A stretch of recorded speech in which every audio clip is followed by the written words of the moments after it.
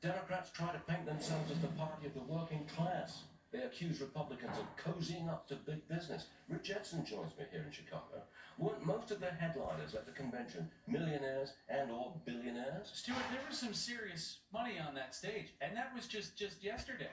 You've got millionaires, billionaires, even Ivy League degrees. The headline speaker of the night, vice presidential candidate and Minnesota Governor Tim Walz, he's trying to contrast himself with his Republican counterpart, VP nominee Republican J.D. Vance. Financial disclosures show Walz is worth a few $100,000 with a few investments and government pension. Vance is a multimillionaire author and investor and went to Yale Law School.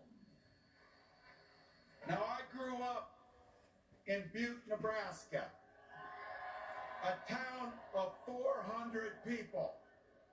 I had 24 kids in my high school class, and none of them went to Yale. Democrat speaker yesterday featured Yale alums, former President Bill Clinton, Senators Cory Booker and Amy Klobuchar, Democratic Party Chair Jamie Harrison. There was also Harvard alum and Transportation Secretary Pete Buttigieg, among other Ivy League graduates. Many of them and others are wealthy, including Illinois Governor J.B. Pritzker, an heir to the Hyatt Hotel fortune, House Speaker Nancy Pelosi, don't forget Oprah. Vance, the author of Hillbilly Elegy, has, even before running for the Senate, told his personal story of growing up with modest means, attending Yale Law School, and gaining notoriety and wealth, and says it's an example of the American dream.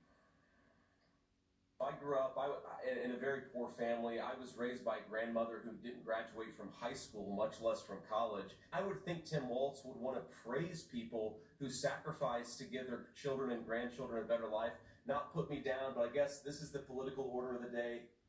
So Walz was the headliner. Fox News polling shows 16% of registered voters really don't know who he is. Twice as many Republicans, though, have a negative view of Vance at 21% than Democrats have of Walz at 10%. Stuart, thank you very much indeed, Richard. Next case. CNN's Van Jones admitted that Harris has a problem with black male voters. She's got work to do clawing back some of these young black men who want to hear that I want you to be successful economically, to be a business owner, to be an entrepreneur. It can't all be government programs. Jana Caldwell joins me now. Jana, why is Trump gaining support among black men? Is he still gaining support among black men? Well, recent polling from Sunday shows that he actually is continuing to gain support from black men. And I'm going to tell you, his story, I think, resonates with a lot of folks within the African-American community, and they saw what he did during his first term.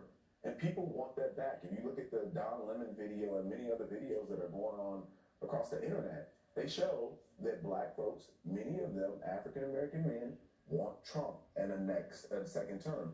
You know, I think it's really interesting what the Democrats have been attempting to do in this DNC meeting, which is, say, and I use this analogy, it's like a repairman that comes to your house, he fixes the refrigerator, and then he makes it worse because he didn't really fix it, and then he says, hey, you can rehire me to fix the refrigerator again. Absolutely not. You're fired. We're not bringing you back. And that's what they're attempting to do. They created a major pretzel for themselves by initially saying that things are bad, even though they said it was so good. Hundreds of police officers. Gianna, this is your hometown. Are Democrats ignoring and maybe burying the issue of crime here?